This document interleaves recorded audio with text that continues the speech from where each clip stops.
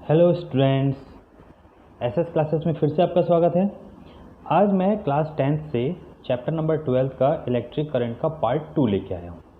आज हम सीखेंगे कि कैसे हम रेजिस्टेंस को एक दूसरे से जोड़ सकते हैं और उससे एक नए वैल्यू का रेजिस्टेंस क्रिएट कर सकते हैं। सबसे इम्पॉर्टेंट चीज़ ये है कि ग्रुप कॉम्बिनेशन ऑफ रेजिस्टेंस क्यों ज़रूरी है। तो मैं आपको ये बता दूं कि किसी पर्टिकुलर वैल्यू का रेजिस्टेंस फाइंड करना बड़ा मुश्किल होता है, ठीक है। तो इसलिए हम लोग क्या करते हैं, दो से ज़्यादा रेजिस्टेंस को डिफरेंट टाइप में अरेंज करके फिर उसके पर्टिकुलर वैल्यूज़ को जोड़ के हमको जो वैल्यू वाली रेजिस्टेंस चाहिए उसका फॉर्म क्रिएट कर लेते हैं। इसलिए group of combination of resistance बना है, ठीक है। इसमें लिखा हुआ है, मैं इसको पुश करके आप आराम से अपना नोट्स बना सकते हैं। जब हम इसे कैलकुलेट करते हैं, to get a particular value of resistance, two or more than two resistance are arrange in a system are called group combination of resistor. इसके दो टाइप होते हैं, पहला होता है सीरीज कॉम्बिनेशन और दूसरा होता है पैरेलल कॉम्बिनेशन, ठीक है। फिर इन दोनों को जब मिला देते हैं, जब सीरीज और पैरेलल को, तब एक तीसरे टाइप का भी कॉम्बिनेशन बनता है जो कि आपके अभी इस कोर्स में नहीं है, बट आगे जब आप 12th में जाएंगे तब आपके कोर्स में फिर से आ जाएगा, ठीक है। वो होता है मिक्स्ड कॉम्बिनेशन।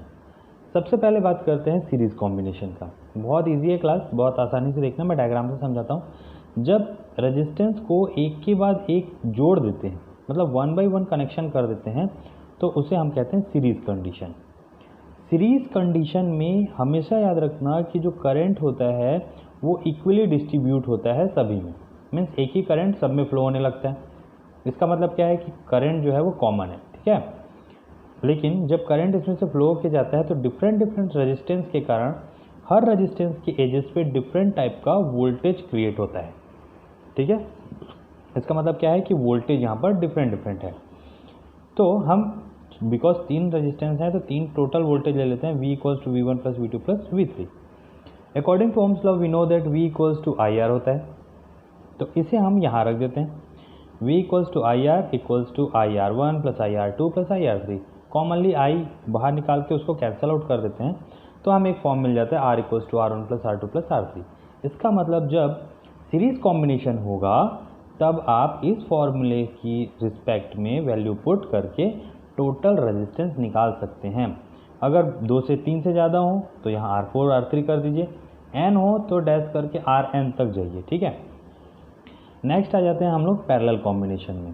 पैरेलल कॉम्बिनेशन इसके जस्ट थोड़ा सा अपोजिट है। इसमें कॉमन एजेस जो होती हैं रेजिस्टेंस की उन्हें एक साथ जोड़ देते हैं, तो ये बन जाता है हमारा पैरेलल रेजिस्टेंस।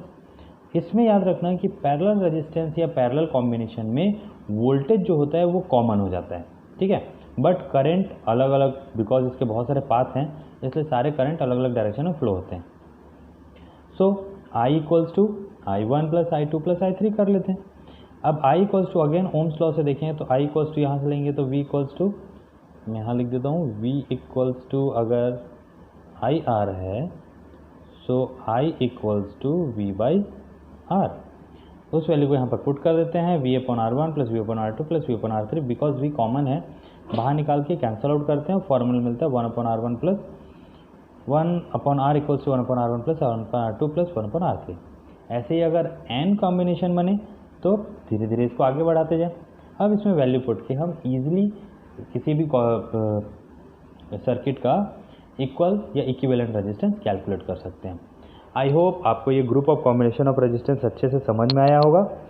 नोट्स बहुत मैंने सामने रखा हुआ है, आप उसे थोड़ा सा पुश करके या रोक के आराम से अपने नोट्स बनाइएगा।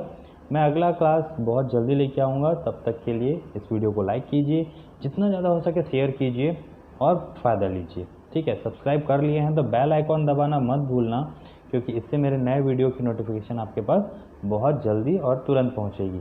तब तक के लिए thank you, God bless you. हमेशा खुश रहिए, घर में रहिए। जय हिंद, जय भारत।